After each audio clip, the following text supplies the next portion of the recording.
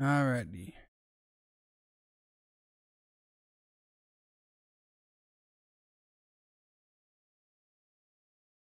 It's not. Okay, we're good. Alright.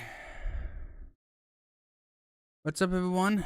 Hope everyone's having a good Tuesday night. A little late, I know. But I guess I'll talk about some things here, but let's just say when your parents have vacation, it throws your things for a loop, at least for me anyways. So, before we get started, basically why I'm so late and why I've been confused. I just trying to think about something to do, and I've been trying to do on Twitch, and I'm just not having it over there basically myself. I've been tired because my parents went on vacation. It was just for 3 days, back tomorrow, but the main problem is I had to watch my niece and nephew, which basically my niece, because my nephew's old enough to basically take care of himself in a sense, but so I had to watch my niece, and because of that, I basically couldn't do a lot of things I want to do in a normal day, record or do anything like that, because, you know, just kind of make sure she doesn't get in trouble or does something stupid, because she likes to do that kind of stuff. Basically, unfortunately, just kind of, you know, of course I'm the uncle, so I just do it anyways, but keep her on, well, that's not what I wanted. Hold on, guys. Not what I wanted to do. Okay. Woo. Hello. Let's settle down. Let's do that. There we go. It's all set. Drive safe. And so basically, because of that, it's just been very major lag. Turn this computer.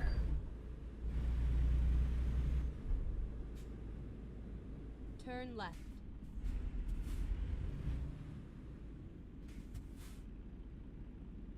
Come on, whatever you're doing, computer, get out of your funk.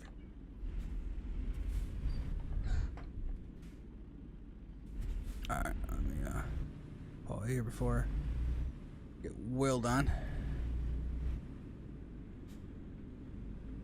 Once I get out of the cities, it usually kind of calms down a little bit better.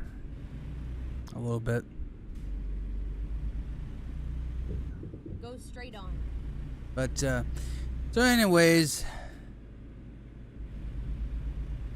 been dealing with that, so dealing with my niece, not having anything really, can do anything. And then turn right. My first comment, woohoo. I have babysat my niece with her girlfriend and sister, and so I know the fun can be. Yeah, well, she's old. My niece is old enough, but the problem is she's just. It's kind of a personal thing, but anyways, she's not. She doesn't necessarily act her age per se, if you will. And kind of keep her entertained for the most part is just to basically keep a tablet in front of her face. It's sad, but it's kind of the truth. And so because of that, I'm basically downstairs all the time. I have to watch her just because then what happens is she gets bored or she gets hungry. Except trying to just find the food she wants, she'll open a cupboard or the refrigerator and leave the doors wide open. Just leave them wide open. and that's when she'll just not really pick anything and sit there for 5-10 minutes or so with the doors open. So you kind of have to push her along to get her to do something. And she's got this thing now. Every time she gets food, she has to hide it behind her back. Like I don't care what she eats. As long as she's hungry, she's hungry. I don't care what it is. So that's why I just basically for me, just done something to the uncle. But that's the thing. When my parents go on vacation, I'm the one now babysit because my sister and her husband had to have to work, so it's kind of the deal. So it's basically thrown off this whole week off for me. It should be back to normal tomorrow night. It kind of depends on how much energy I have. I've not had energy. Even with just doing that, just no energy whatsoever. So hopefully by tomorrow things get a little back to somewhat normal. And I was gonna patch it, but there's a truck coming.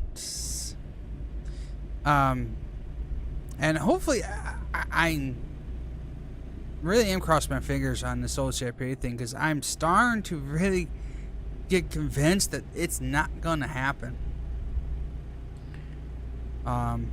Because the two people that we thought are running it, as far as we know, or like coordinating the schedules and stuff, there's no word from them on what they're doing. And the main admin people, they're silenced too. So I'm starting to wonder, we're not doing this. And the reason why is because I'm thinking why is, well, here soon they have to make the decision anyways. If not, we usually do roughly 13 weeks of racing. So we doing that. That's going to be like 3 months and 1 week. Well, that's pushing it into November. Right now, we'd probably end about a week, the first week of November, I think. But if we push it and delay it into August, well, now we're thinking mid to late November, maybe even December. Well, the problem is Thanksgiving always falls on a Thursday, so that means we'd have to somehow skip that week. That pushes 1 week further down. It would be a mess. So I'm hoping here very, very soon. I mean, very soon. It just, I don't really understand what's going on and why there's so much delay on getting this started. But and all I'm asking is just for common courtesy, just say, hey, listen, we're still working out bugs or time frame or stuff like that. That's okay. Just communication is all we ask for. But we're just, ever since like a month ago, I think, it really just gone silent again. And so I'm like, what are we doing here?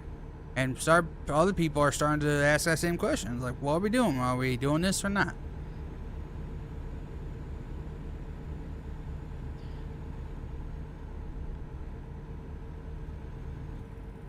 Alright, so let's start down. I have to start doing the speed limit because I think this is what's causing all these lags beyond lags.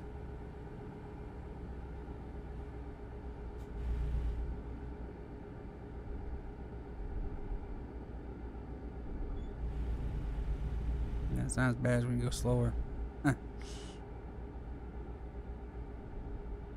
But yeah, that's kind of basically what's going on right now. And just move forward from that, but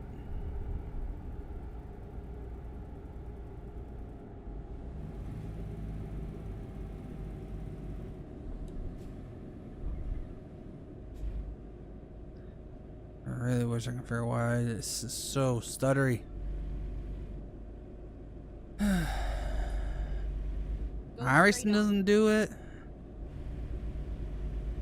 Some other games do, but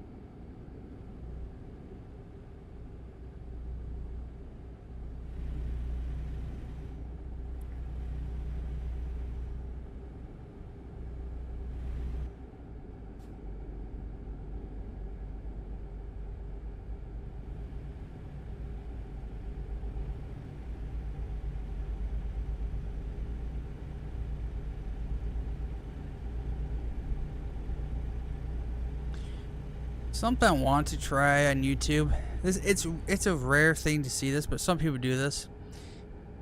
Is they'll live stream. In a sense, kind of in a, don't mean this in a bad way. Ignore the chat, and they will live stream, but as a recording.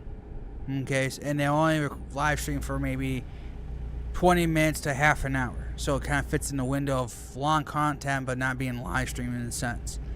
And so then, even though it's put into a live stream folder, it's to other people might be considered just like a long one. So I had a big scare last night. I was in the room, just chilling, and then ambulance and first responder. Wait a second. Ambulance and response went roaring by the near apartment building. It was around this time too. I heard a guy was having seizures. Oh, yeah. I understand about seizures. It's not a good thing.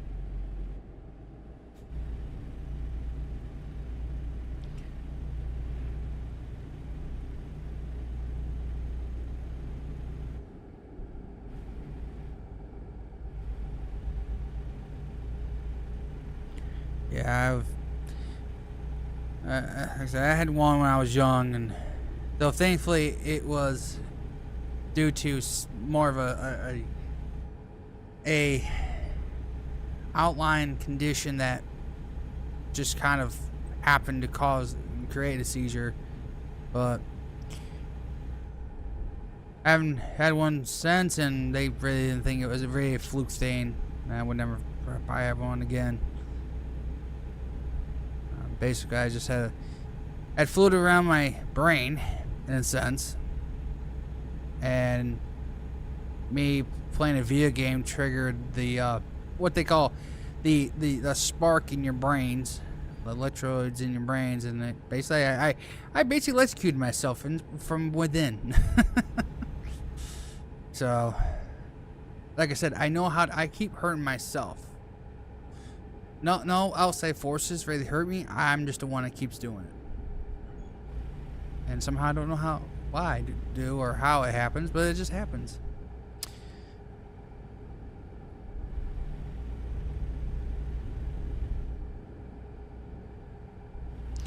But hey, man, that's the story of my life, so. I just kind of. Haven't had. Let's see.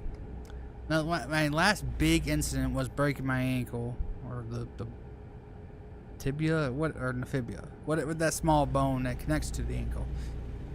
I broke that bone and dislocated my ankle. That's how you want to say it. But I'm due for a big one again here. So I've had a dog that had a seizure. Was due to a reaction to the shampoo he was using. Really? That's weird. I would never think shampoo would cause seizures, but that's weird. Yeah, I had a old dog. It was a Sheltie. Go straight on. Yeah. Of course, he was very old, but I was coming home one night, and actually it was nighttime. It was still daytime. I don't know where we were, but I'd driven myself and gotten home, and the dog was laying right there, and all he did was just look up to me, and as soon as he did that, boom, we just went into a seizure. I was like, oh crap. And we knew it was time. And he was 15 years old. I put him down, so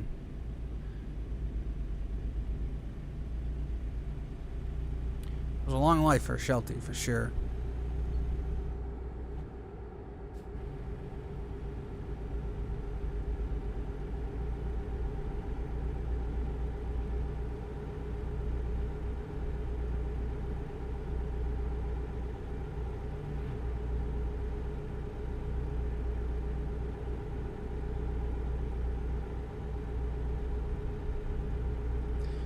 So, let's see, Wednesday.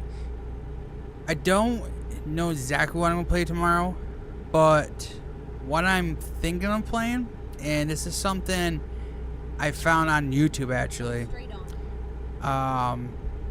It's from, is it Roadblock or I forgot the name of it.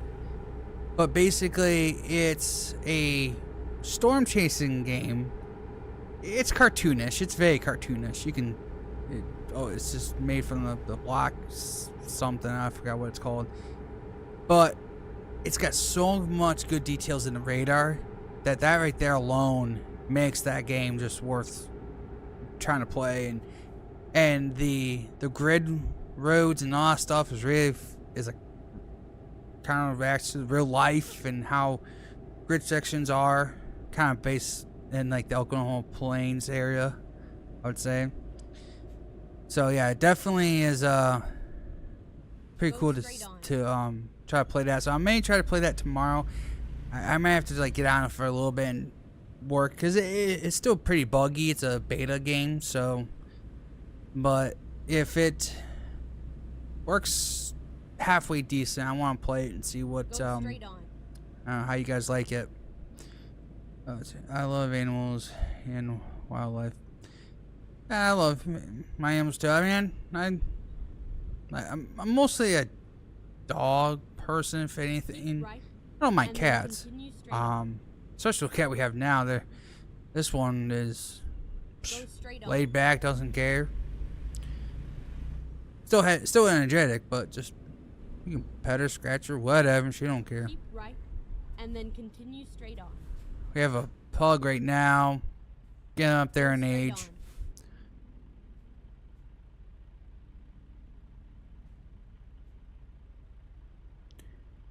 But the weirdest thing, now our pug, when it was young, didn't matter if it was fireworks, thunderstorms, heavy storms, rain, whatever, never had an issue with it. All of a sudden now, she's like constantly, as soon as we even get heavy rain, she flips out and just starts pacing around up and down the steps and everywhere. And we just couldn't figure out why she's like so panicky now. Well, we started tracing it back, started figuring out, okay, when did she start doing this? When did she really? And come to find out, we started tracing back, because as soon as our Sheltie died, that's when she started doing it. Whereas that other dog was her security blanket. And now, because the other dog was gone, she has no one else to really, as an animal, to have comfort. And since the cat we have now doesn't necessarily get along with her, she doesn't consider the cat a comfort animal, so security blanket, if you will. So now we try to hold her and try to keep her calm, but it doesn't really work, and just kind of let her do what she has to do. Hopefully it ends fast. But it's kind of weird, and never knew another dog can actually be that kind of a comfort dog. But it just works that way. Just like humans, we have security blankets and toys, or just people in general. Animals have their own way.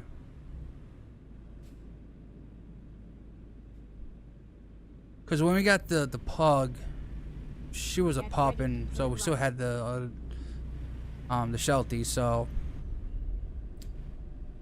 turn right and then turn wasn't left.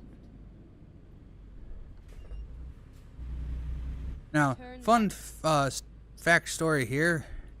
The pug was technically supposed to be my dog, but I realized there was no way in heck I could deal with a dog like that, and especially at the young age it was. So at least my mom took it in at the same time, so that's when that all happened. But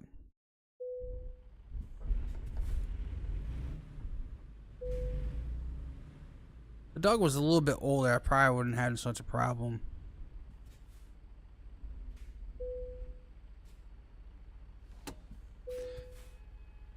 Alrighty, one down. See how many more I can get in.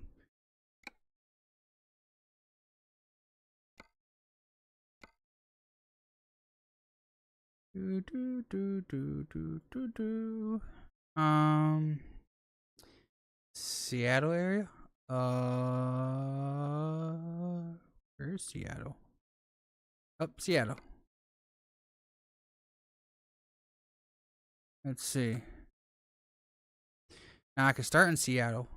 Go to Portland. I can do it that way. But I don't think there's anything going back to Seattle. Not that I know of. Oh, no, we do. Right here. Okay. Short one.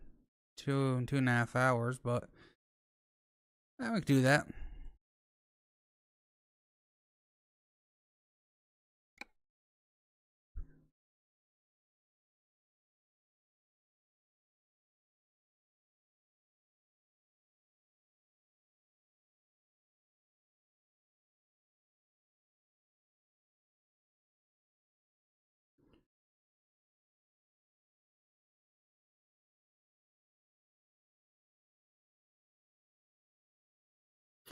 Trying to save up money to get it's a gaming chair, but that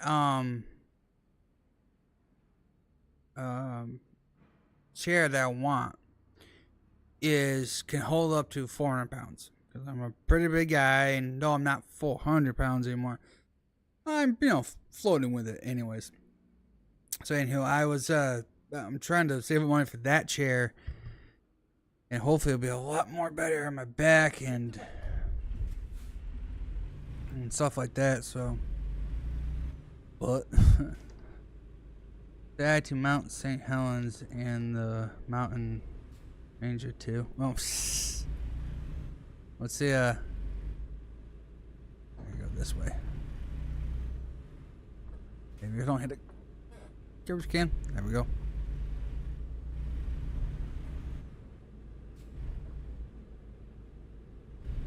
Turn right.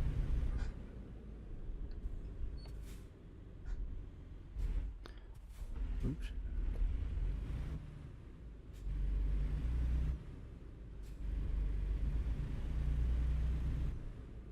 Over here. Keep right, and then turn right. Turn right. Alright. Get this going here.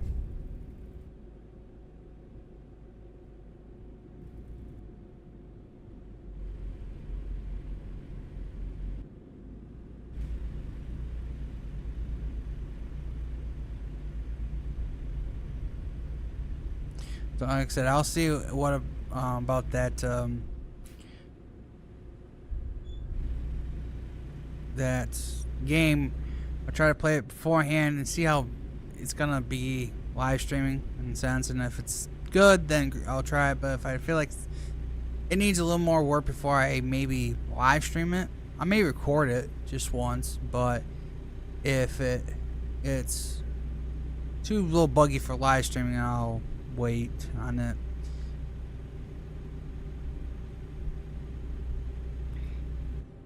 I definitely got to get into. I got to make a list and just basically just wrap out like a lot of just a lot of content. Just anything that I see, it will just work. Just something that I can put as good content as best I can. I still have a big jar full of ash from when Mount Sands went off in 1980. How did you get a hold of that?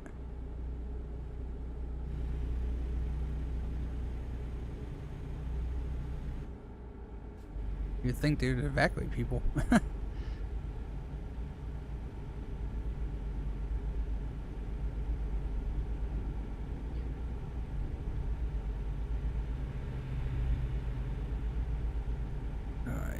So get that stupid.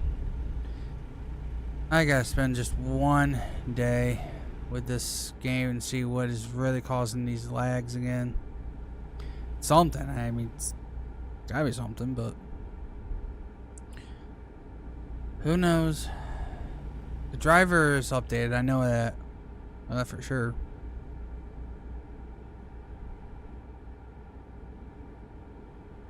Because usually it tells me if it needs an update.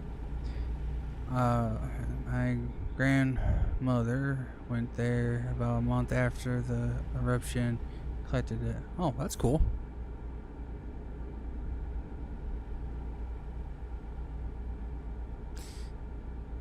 I wonder when our next explosion is going to be over here in America. It's got to be sometime. I mean, some people keep saying that eventually the Yellowstone area, all those hot springs and all that stuff, will eventually form and shape into a volcano and erupt and all that stuff. But they keep saying that almost every like 10, 20 years, nothing happens. So.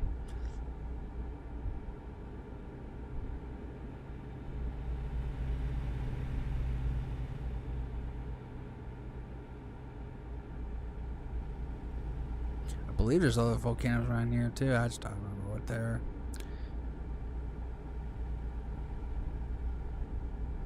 Of course, if that happens, something from what I'm hearing is if that was to explode, if the Yellowstone part would to explode, then the ash could get over to the northeast within hours, I guess, and blanket most of the country, and we would be out of sunlight for, I don't know, I think they said months. But I mean, it has the highest probability of going off in the next century. Keep left. Well, we'll see. Of course, you know how they always say that stuff and nothing happens. Hey, you know, they keep saying that, oh, we're gonna have you know, I've seen those movies like Day After Tomorrow or 2012 or whatever, you know, the end of time and all that stuff. Oh, it's gonna happen. It's gonna happen. I'm like, yeah, okay. If it's gonna happen, then why hasn't it happened yet? Like, come on, guys. Be a little realistic about some things. I'm not saying our Earth is stable in a sense. It's definitely has its issues, but it's not saying it's also just implode on us. Unlike those people in the submarine there. I'm sorry. That I'm gonna. I have to say this. That was the dumbest thing I ever. If you knew that was not gonna work, right? Yeah, I just. Let's see. Hey, what's up, Mitchell? Still waiting on a major earthquake from Manda fault. Yeah, that's the thing.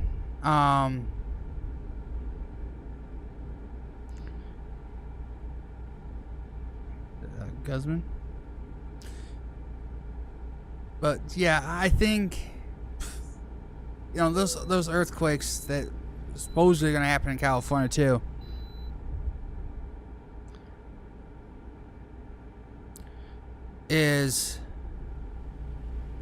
I don't think they're gonna happen in a while. I mean, they keep getting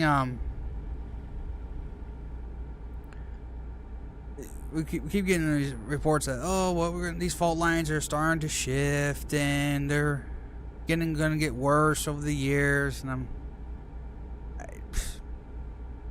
tells you that I don't even know what the latest biggest earthquake California's had.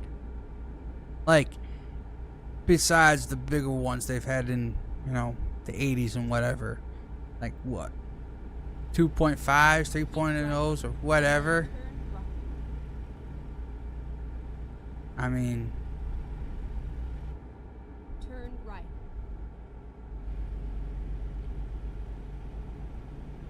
Keep right.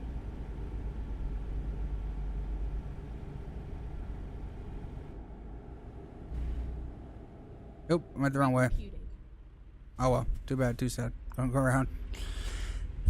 The GPS has them so tight, I can't tell which one they want me to go to.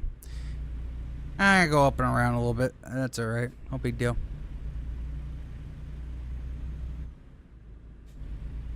We'll see, though, about the earthquakes. I mean, natural disasters are not necessarily a word to me. Living in New York, the most things we gotta worry about is major snowstorms and occasional floods here and there, which actually are the eastern side of New York and go up in Vermont. They got slammed by rain. I think they had like 7 inches in a period of like a couple hours. That's like, whoo, yeah, that was bad. I mean, literally, the line formed right up on the, like, probably, I don't know. Just, well, let's see. I'm trying to remember. It was just like over Binghamton. It's when the line formed and they just got soaked. And wildfires? Yeah. Yeah, wildfires too. Well, hopefully we should be alright with that by now. A pattern, we're just gonna get not. See, that's the. I told my dad. It's like, okay, so, okay, we're fine for. We're gonna go anyways. We're. Oh, well, oops. Oh well. If it's not for the rain, then we get the smoke because then the pattern shifts and we get high pressure brings the smoke back down. So yeah, it's kind of like one of those damn if you do, damn if you don't sort of things. It just doesn't matter.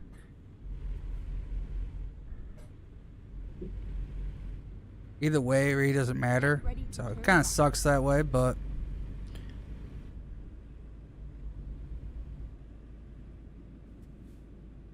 Turn left.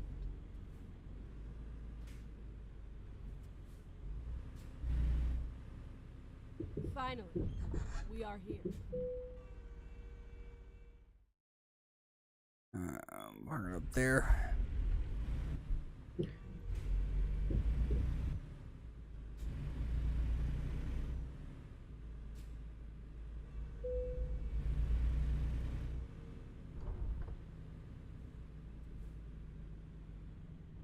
Oops, stop. There we go.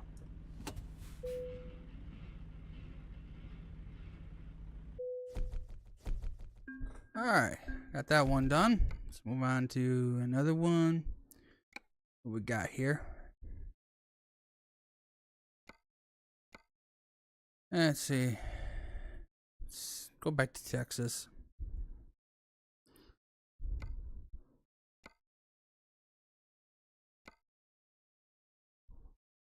Let's do 4 hours. That'll work. That was route GPS file. Finally, we are. Oh, that was a rude GPS. Yeah.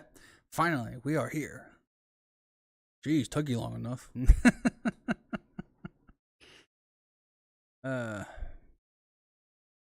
They should actually have. I don't know if they have mods for that. I wish they would. Insulting GPS. Supposed to take a left here, dumbass. I'd totally put that in there. I'd have my own conversation with GPS.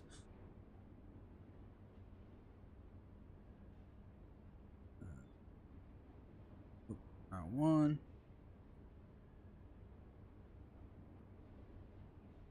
Oh, round one. Round one. There we go. It's one of these. Ready to roll. Alright, here we go.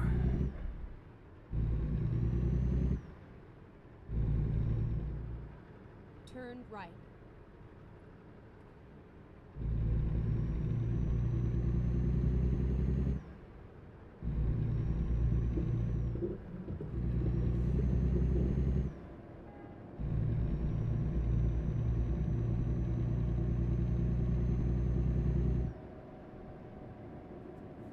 This way just look through here. Go straight on.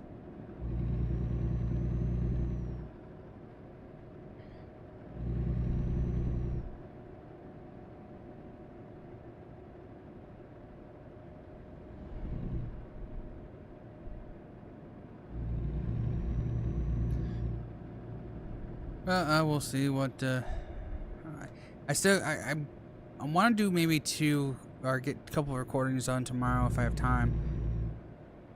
We'll see. If not, I'll try on Thursday.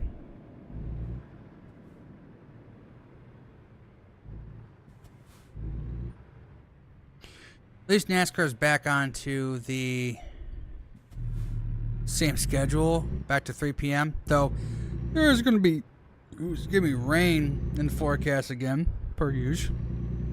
But I do know they don't get the race started by no later probably than 4:30. They're not getting the whole race in, or even call it early. They're just not going to get it enough time. So I'm going to say if it rains Turn right. and it keeps raining by 4:30, then yeah, not gonna have it. We'll have to wait till Monday. I hear there's a restaurant in Australia that would really, John. They actually encourage you to be rude for waiters and waitresses, and they can do the same. Turn left. Oh yeah, I heard about that. I heard about that. That's awesome. From what I remember, no, that they do not. For New Hampshire, they don't have the rain tires because it's they consider it too fast of a speed of a track. Go straight on. From what I remember from what they're saying, it's Dover, Bristol, and New Hampshire that they can't run the rain tires, as far as I remember. Now, maybe I could be wrong, but I think that's what they said. Is those 3 tracks, which I feel like New Hampshire would fall in perfectly for that, because yeah, it's fast, sure, but you're slowing down enough. And the problem is it has to stop raining. Now remember, it's not rain tires as they say, it's wet tires. And so it has to stop raining, or at least be a fine mist. And the track has to still kind of be in a damp condition. It can't be puddles. They can't even have the track really wet per se. It's got to be in a damp condition. From what I'm getting from the forecast, it's not saying it's going to be a washout, but it's like those heavy soaker rains come through. So like I said, they would have to, if I don't remember, I'm pretty sure they don't have them this weekend because of the speeds. Then again, I kind of wish they did, because then it proves to me how fast you can really go in an oval.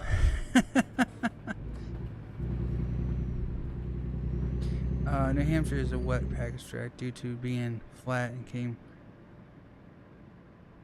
Okay, so like I said, I didn't remember exactly what they said. I go no, try to sneak through here. One video I seen, a guy went where his girlfriend,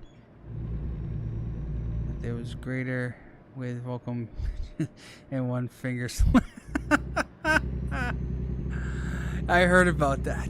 What? I think I seen it on the news. It was something on the news that you could do that. Oh yeah, that's awesome.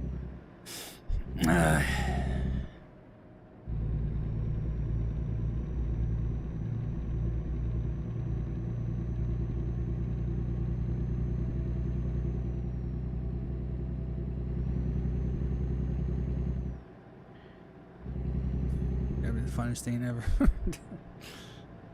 Go straight on.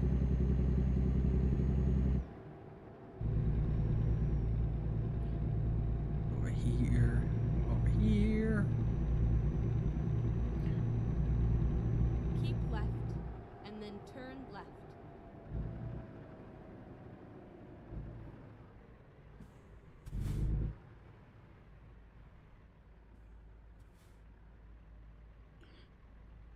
Oh.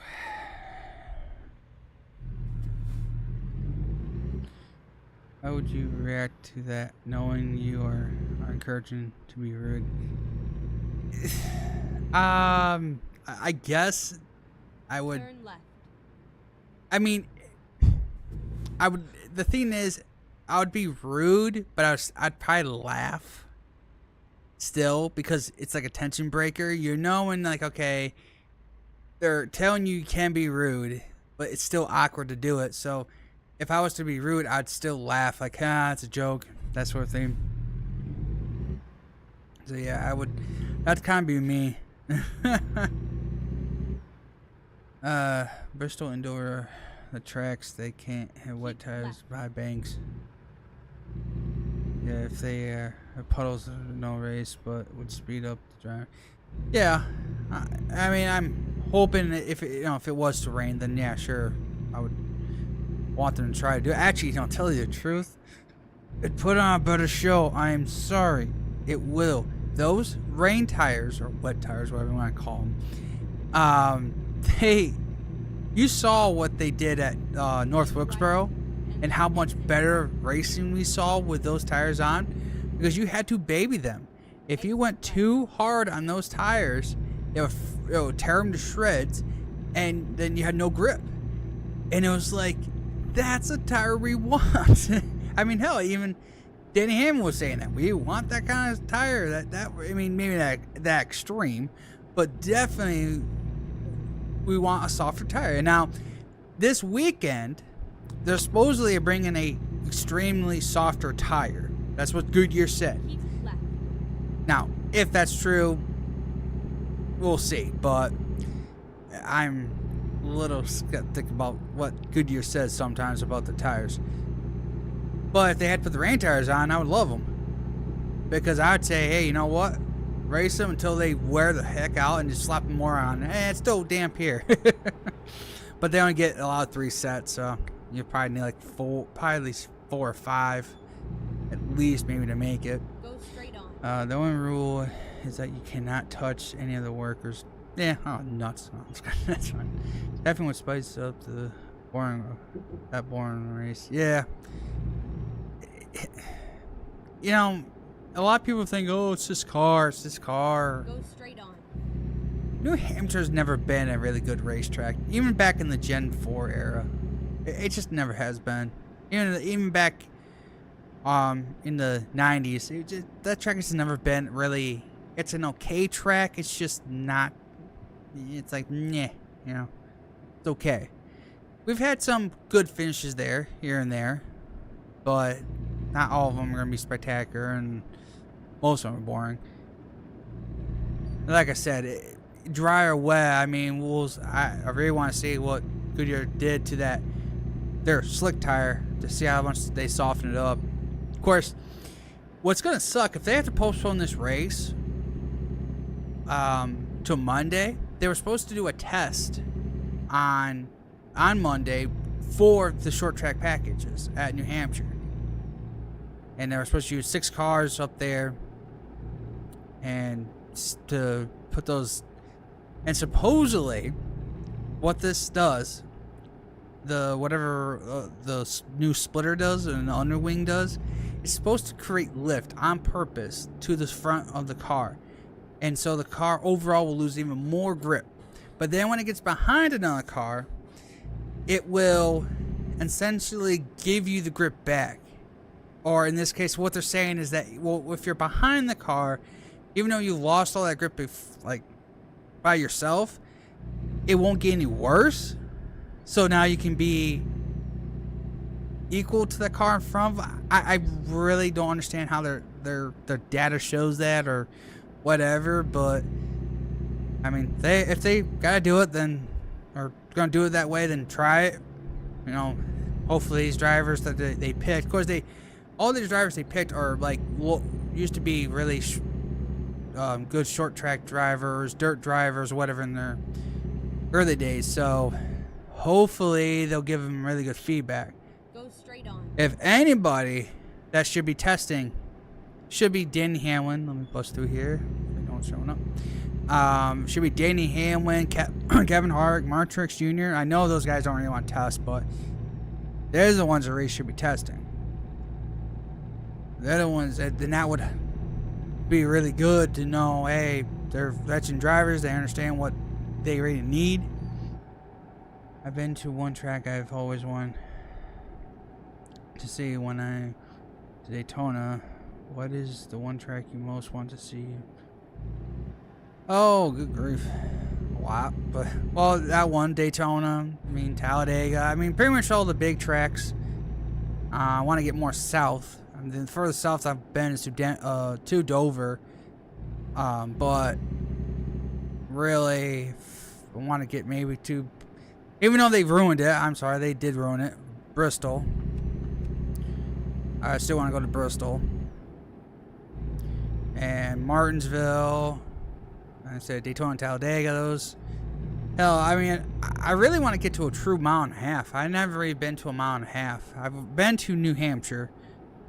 It's over a mile, but I want to get to a true mile and a half, like Charlotte. Hell, even try to go to 600. It's a lot of dreams in the list bucket there, dream bucket, but I don't know. Probably won't get any of that to come true. Not the way my life's going right now.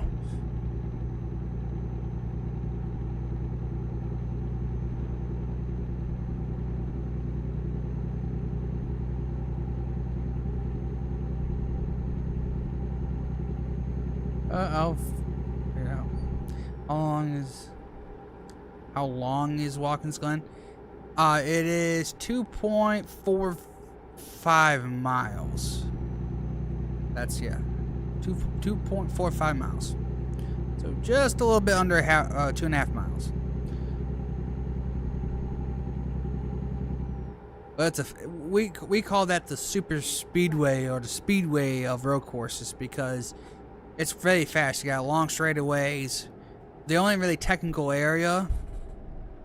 Oh, I'm gonna hit him. Oh, I don't know how I stopped. The technical area is what they call the bus stop. Little screen there. That's pretty much like the slow end. Even then, you're really falling apps through that thing. I mean, they're still doing about 90 miles per hour through it. And boy, if you hit that bus stop just right, going through that little area, especially like I do on iRacing, oh man, it's beautiful. It's just an ebb and flow. Just you go to the right, left, right, and it's just majestic. And it's just, you do it right. It's like, especially when I was racing the new Porsche GT car, the 911 Porsche there. In iRacing, that was so fun to go through the bus stop at Watkins Glen. I mean, literally, I was breaking out, what, maybe the 300 mark or whatever, just a little past that line. There was a line on track. I hit that just right, and phew, I was flying through there. Flying. It's so much fun. But if you mess up, it can be really bad. Just can't wait to see you do bus stop Daytona. Well, that may be sometime maybe next year when they have those short races there. I might do a Porsche and do the Daytona things there. Like I said, I would like to try to do long, like, endurance races sometime down the road, but I still need a lot more practice, especially if I'm going to be in a slower car. If I'm going to be one of those GT cars, I have to practice a little bit more because of how the prototypes are so much faster. And you got to be careful where they're going to be before they catch you, especially in the slower spots, and not to wreck yourself, trying to avoid them. So that's something I have to learn, and that's just getting around doing the short, quick races and getting around people and getting more comfortable.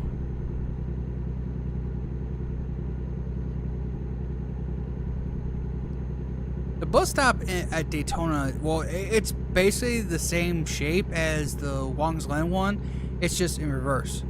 Watkins Glen, you are entering to the right. The Daytona one, you're entering to the left. So it's complete opposite, but it's still the same pretty much flow.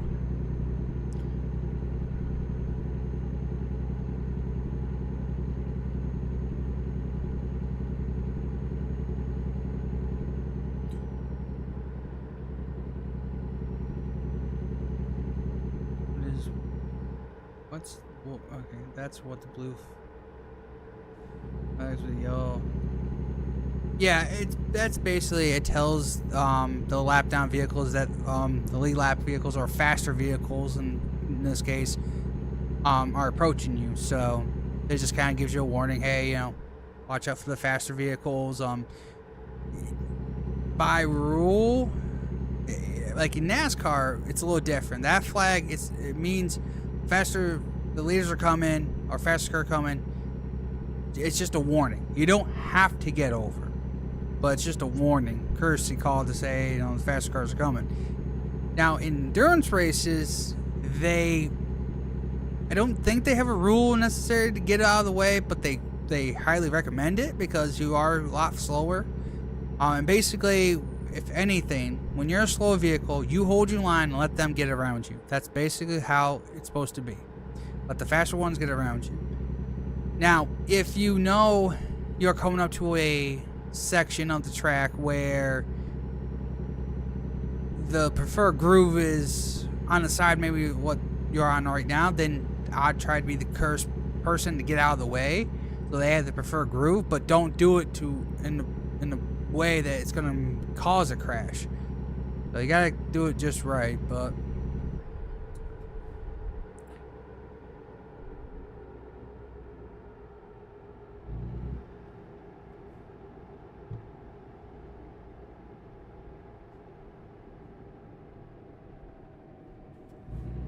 Keep left and then turn left.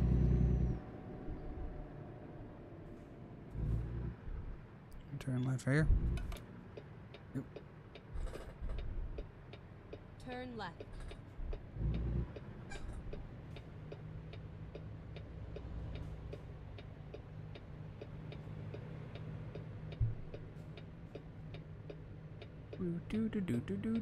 Do.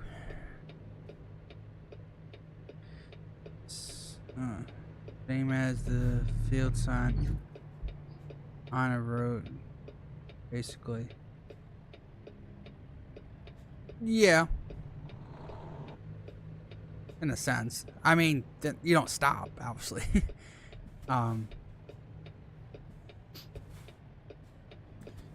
It's just that it's more or less a courtesy flag. It's not necessarily something that they have to abide by.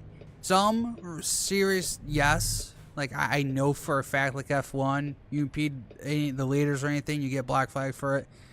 But when it comes to other like sport car races and stuff like that, especially NASCAR, you don't have to, but they highly recommend it. Now, sometimes, like in NASCAR, if they are like on a tail end of the lead lap and they're trying to get back or stay on the lead lap, then they'll try to hold up the leader just so they can stay on the lead lap if they know maybe that the stage caution is coming out soon, or they know maybe a caution is coming out or whatever. Then yeah, they'll try their best to stay in front of them, but usually they'll get over.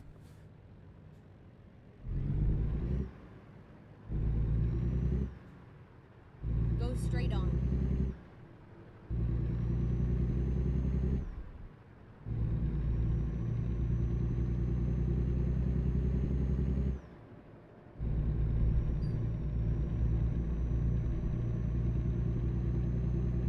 But I don't have to worry about that because when I do iRacing and stuff, I'm usually the part of the lead lap groups to a point. I mean, now since I'm racing up there with Carpenter and Cleveland and all those guys a lot more than I actually, whenever we start the OSRP League, I feel more confident going into this season that I could finish top 10 to top 5 on a regular basis now, regardless of how many people show up or not. I really do have that confidence. So you could have gotten that flag in the last shift. Yeah. Well, I did. Well, I could. I was gonna if I didn't pit, but if I didn't pit, but yeah, that thing's just Well, like you said, the setup in that car, it was way too aggressive camber on the right front, so it was easily going to blow it out if you weren't too careful from the get-go. So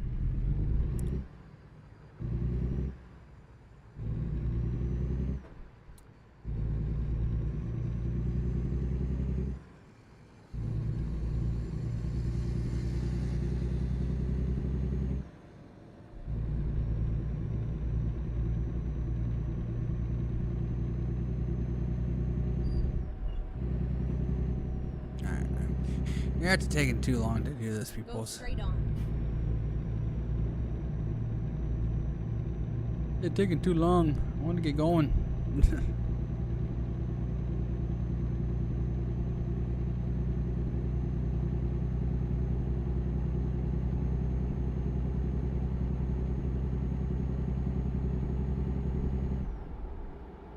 Go straight on. Turn here.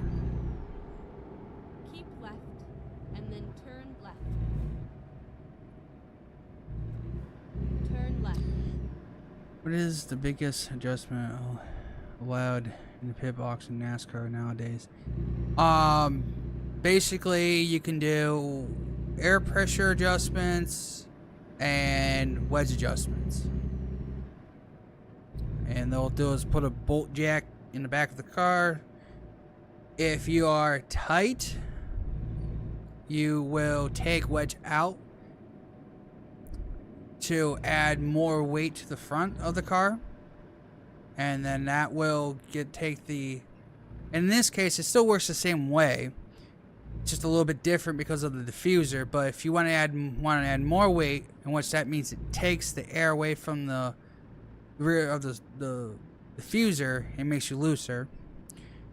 If you're loose, then what you want to do is add more wedge to the rear, so then it lifts the nose up and it allows more air to get underneath to seal off the diffuser more, so you're stable. Same concept. It's just beforehand it was all about the top of the car, about the spoiler, but now it's all about the underbody. And mostly in a given race, so it's fast enough, they usually just do air pressure adjustments. If you want, so I'll make an example.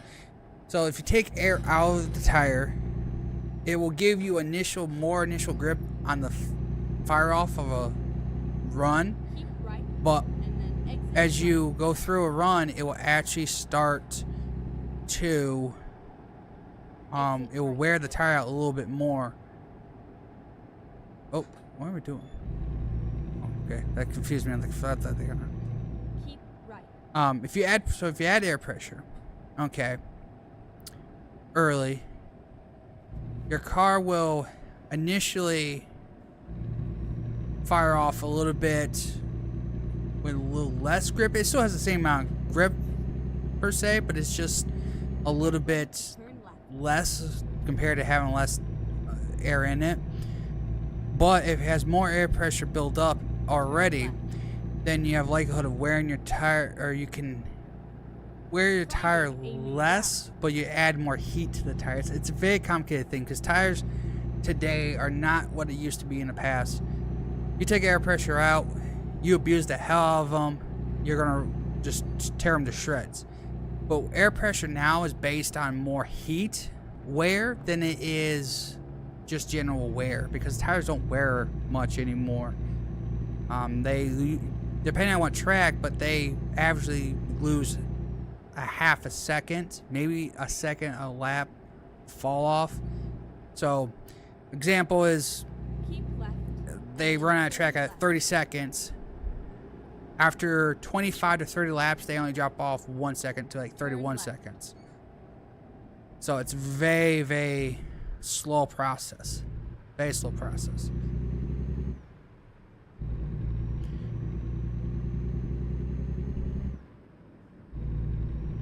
That's why a lot of drivers are complaining about the tires. They would like them to wear more.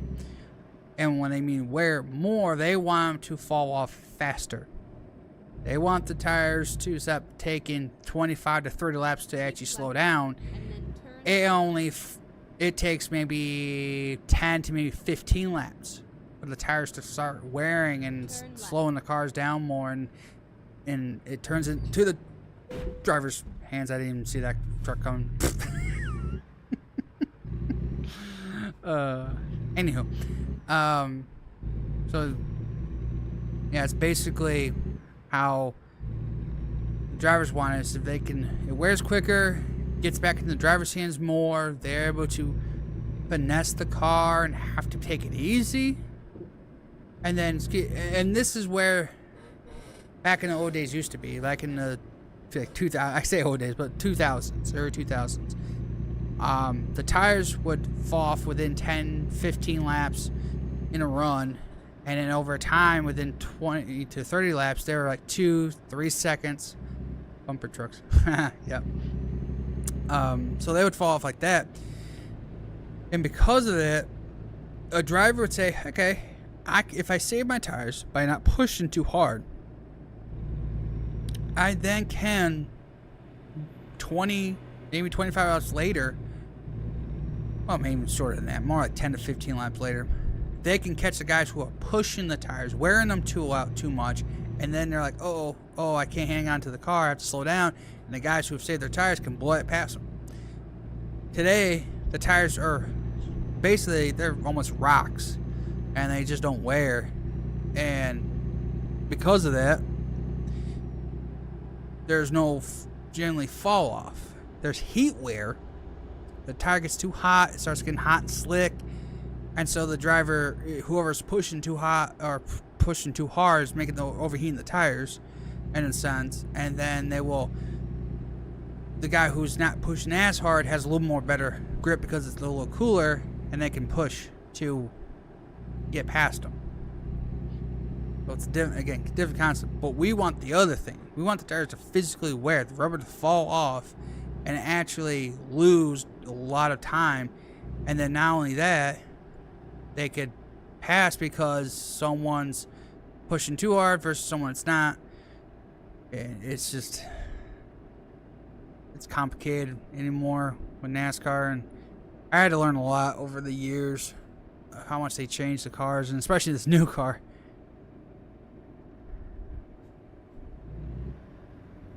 Go straight on. Wasn't that down like the 30-some seconds? I must have taken a wrong turn somewhere. Yep. That's okay. I don't care.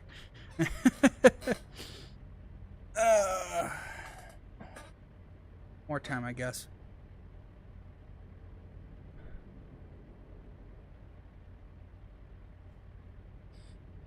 Looking at the rise of American pro sports coming international.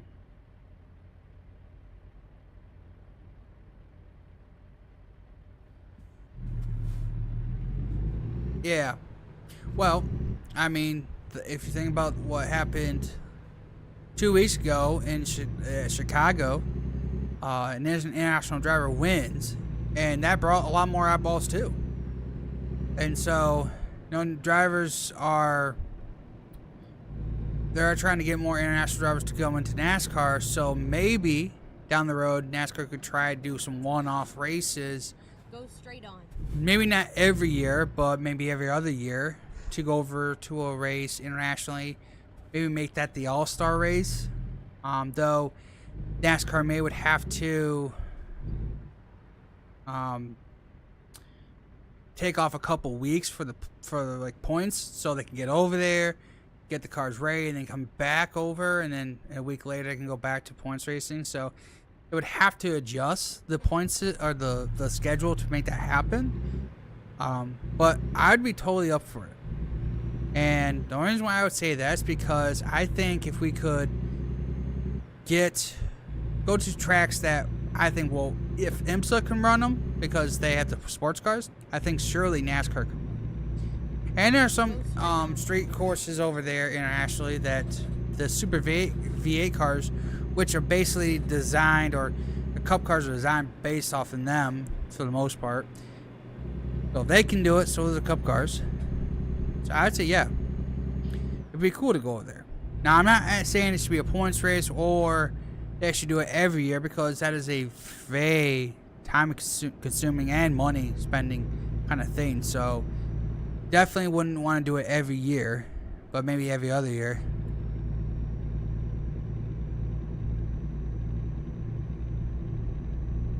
Keep right, and then International driver, would you like to see come on NASCAR? Well, I don't know too many. I mean, I didn't even know about that Gigsburg. I'm sorry, but butchering his last name for sure. Shane was, you know, I didn't even know about him. But the only international driver I know that was in NASCAR was Marcus Ambrose, and I would love to see him back, but I don't think he's gonna do that. So Montoya's already been in NASCAR and failed. So yeah, I don't really know a lot of international drivers per se. I don't watch too much. Now, if you're maybe F1, I would like to see what Lewis Hamilton could do in a Cup car. In these cars today, maybe was it Max Verstappen? Is that his name? I think. You know, see some of the F1 drivers try NASCAR, and maybe if they did this, maybe we could have a truce. Because see, right now F1 and NASCAR are at a war. Fans mostly are at a war with each other. Always saying, "Oh, F1's way better than NASCAR," or you know, vice versa. And it's, if we maybe had an F1 driver to race in a F1 car, and even a NASCAR driver to race in F1, maybe, just maybe, we can get this feud to kind of settle down. You're never going to change people's minds on what series is better, but if we can get the drivers to say, "Hey, listen, this is pretty tough," or you know, "Hey, they have challenges too," or whatever, that may ease that. Like, okay, well, I may not like your sport, but I can respect your sport. That's all we kind of want. It's just to respect. If you respect our sport, we'll respect yours. That's kind of the thing. If you come over here and thinking our sport is the most dumbest thing on earth, well, we're gonna do it right back to you.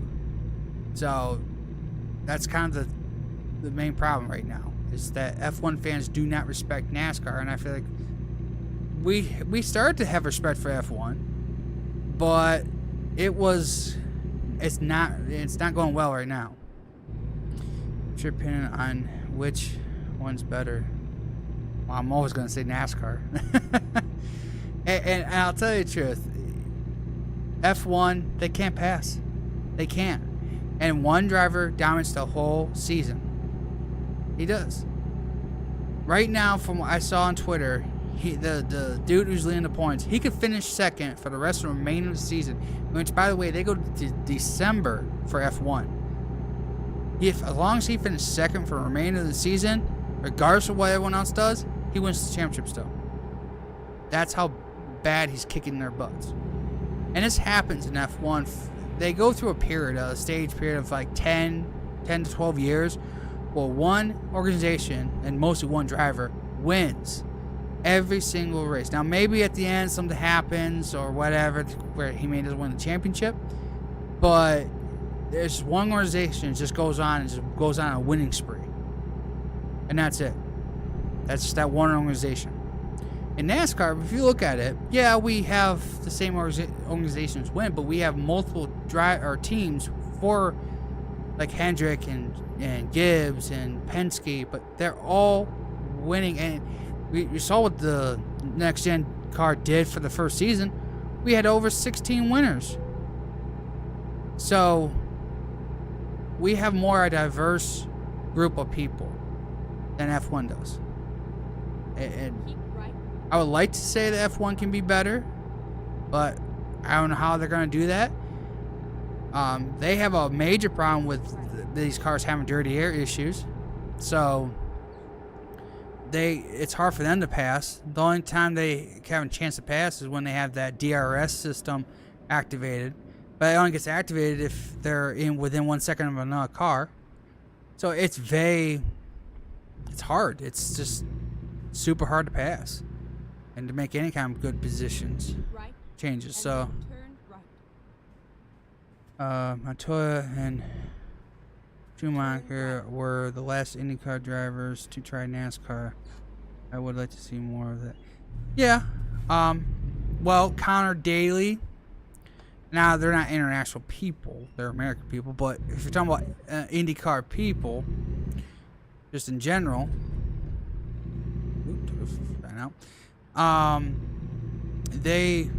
Connor Daly and Marco Andretti, they were in the Truck Series race last week. So, and it sounds like the Andretti family wants to get into NASCAR. Don't know when that's going to happen or if it's going to happen, but there's rumors that they really want to try to get into it. So it could be as soon as next year. It could be a couple years. Don't know. So it can definitely. I'll tell you this next gen car, this Gen 7 car, new one, has opened the eyeballs to a lot of Keep right. owners And then saying, right. I think we could theoretically do this. We could actually make it work where we could purchase maybe a team or buy out another team Keep into right. where we could get into the sport. I think what's holding a lot of owners to come into the sport is the charter system. They really just don't want to spend that kind of money. The only way they're going to spend that kind of money is they're going to buy a team themselves. Get ready to turn left. So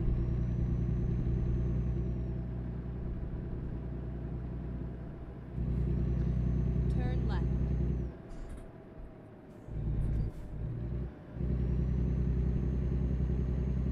yeah, that's kind of the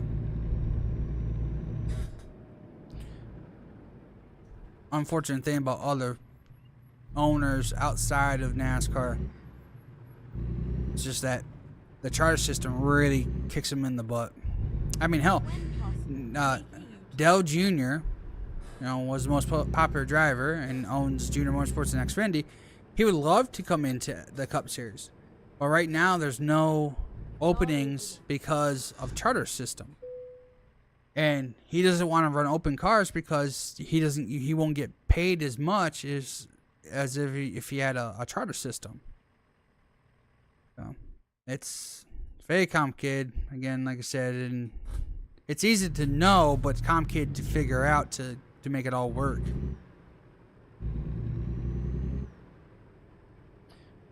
What race team do you think Dre would fit best with? I think there's rumors that that he could potentially buy out the Spire Motorsports. They're a little fun team, but with their money, you're shitting me, right? You're not gonna. Oh, there we go. With their team, I think if they bought him out, they would be able to buy more resources to help him out.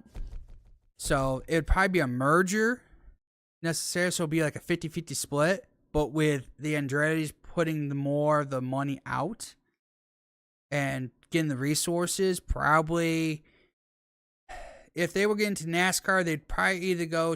I think they'd probably go with Chevy because they're usually either Honda, and you usually don't want to if you're like still competing in like another series. And I think the Andretti's are on Honda. They wouldn't want to go to Toyota because that's their enemy over on the other side of this other series. So they would probably most likely stay with Chevy, and they would probably get more enhancement from Hendrick Motorsports. Those guys get engines from them, get better engines because they can spend it. Since these new cars are all pre-built or manufactured from a single source company, they don't have to worry about buying cars from other organizations. They can just buy them themselves because they're all spec parts. So they don't have to worry about that. It's just more the engines and stuff and just more R&D stuff, wind tunnels, paying that stuff out. So if anything, the Andretti's would do a merger with one organization, and then put the forefront of the money on their side versus having Spires take the brunt. And I'm assuming Marco Andretti would be one of the drivers. So, but guys, that's gonna do it for me tonight. I gotta get up, do all that stuff again tomorrow. Just for half a day. My parents will be back from vacation in the afternoon. So, thanks for tuning in. Appreciate it. And I'll be back on tomorrow. I'll see what I'll do tomorrow. I have no idea yet. So, but thanks for tuning in. Appreciate it. And have a good rest of your night.